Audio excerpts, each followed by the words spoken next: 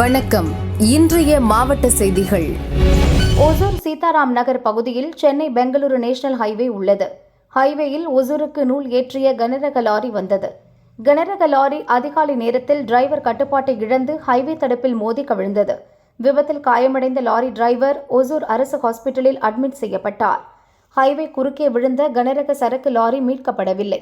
ஹைவேயில் வந்த வாகனங்கள் ரோட்டில் செல்ல முடியாத சூழல் உருவானது. இதனால் கடும் டிராபிக் ஜாம் ஏற்பட்டது. சுமார் 3 கிலோமீட்டர் தூரத்திற்கு வாகனங்கள் வரிசை கட்டியது. காலை நேரத்தில் வேலைக்கு செல்வோர், மாணவர்கள் மற்றும் வாகன ஓட்டிகள் கடும் சிரமத்திற்கு ஆளாகினர்.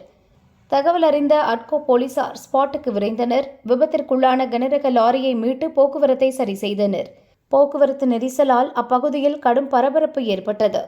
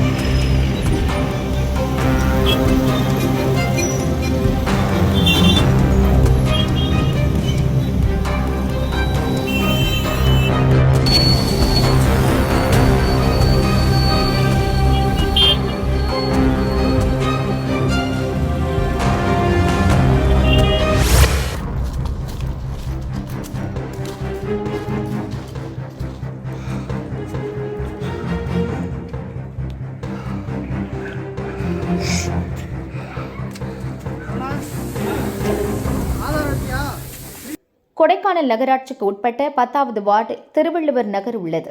இங்கு 30க்கும் மேற்பட்ட குடும்பங்கள் வசிக்கின்றனர். இவர்கள் கூலி தொழிலாளர்கள். கடந்த 40 வருடத்திற்கும் மேலாக கரடு முரடான காட்டு வழியை பயன்படுத்தி வருகின்றனர்.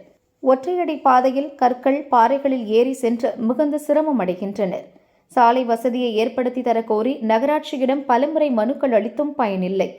கரடு முரடான காட்டு வழியில் செல்ல முடியாமல் மாணவர்கள் பரிதவித்து வருகின்றனர். இங்கு இறந்தவர்களின் உடலை பொதுமக்களின் உதவியுடன் தோளில் சுமந்து சென்று பிரதான ரோட்டிற்கு கொண்டு வருகின்றனர். அதிகாரிகள், அரசியல்வாதிகள் பெயரளவுக்கு மட்டுமே ஆய்வு செய்கின்றனர்.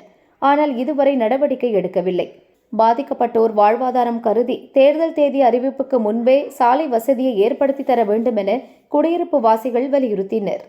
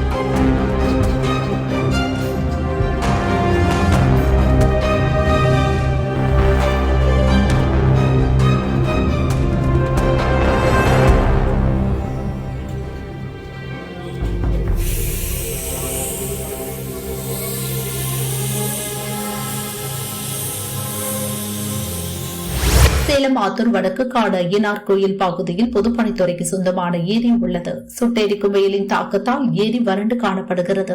அங்குள்ள புல் மற்றும் செடி காய்ந்த சருக்கானது எதிர்பாராத விதமாக திடீரென புல் தீப்பிடித்து எரிந்துள்ளது. ஸ்பாட்டிற்கு ஆத்தூர் தீயணைப்புத் துறையினர் விரைந்தனர். தீயணைப்பு வீரர்கள் துரிதமாக செயல்பட்டு போராடி தீயை கட்டுக்குள் கொண்டு வந்தனர். இதனால் ஏரிக்கரை பகுதியில் வேம்பு, புங்கை, பனை உள்ளிட்ட மரங்கள் தீயிற்கு இரையாகாமல் தப்பியது. கோயில் மற்றும் குடியிருப்பு பகுதிகள் இருப்பதால் பெரும் அசம்பாவிதம் தவிர்க்கப்பட்டது. தீ விபத்திற்கான காரணம் குறித்து போலீசார் விசாரிக்கின்றனர்.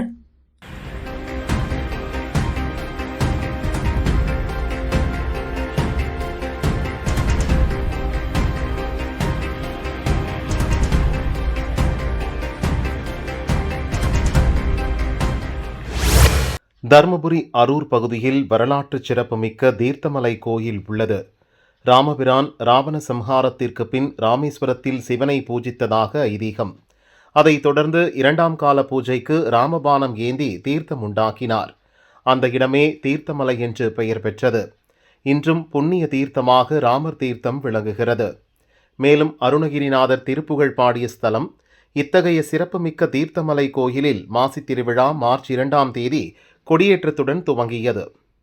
தொடர்ந்து பல்வேறு வாகனங்களில் சுவாமி வீதி உலா வந்து பக்தர்களுக்கு அருள் பாலித்தார். சிகர நிகழ்ச்சியான தேரோட்டம் விமர்சையாக நடைபெற்றது. சர்வ புஷ்ப அலங்காரத்தில் வடிவாம்பிகை சமேத தீர்த்தகிரீஸ்வரர் தேரில் பிரவேசித்தார். சிவசிவ கோஷம் முழங்க பக்தர்கள் தேரை வடம் பிடித்து இழுத்து பரவசமடைந்தனர்.